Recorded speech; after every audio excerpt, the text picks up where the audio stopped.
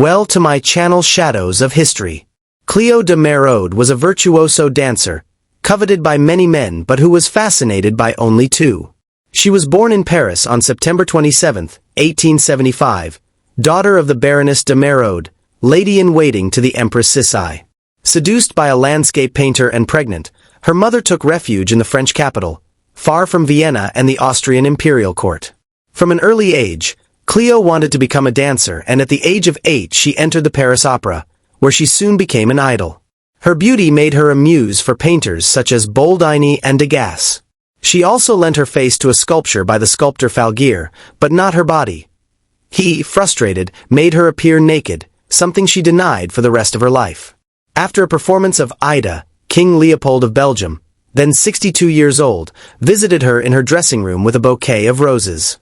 She was only 22 years old. Despite the rumors, nothing happened, but the press painted her as promiscuous, like figures of the time such as the beautiful Otero. To silence the rumors, Cleo moved to the United States, where the press claimed that she did her hair a certain way because she had no ears, another lie.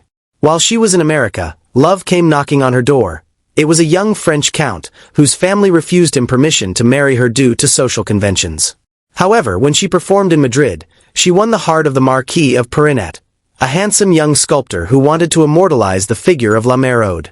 A spark ignited between them, and the aristocrat took the Frenchwoman to his estate in Extremadura, where they spent 12 years of romantic idyll while Europe was torn apart by the First World War. In 1931, Cleo stopped dancing and devoted herself to writing her memoirs. She died at the age of 91 and was buried in the Père Lachaise cemetery in Paris, where the sculpture that Louis had made of her was placed, as his heart remained faithful to her throughout his life.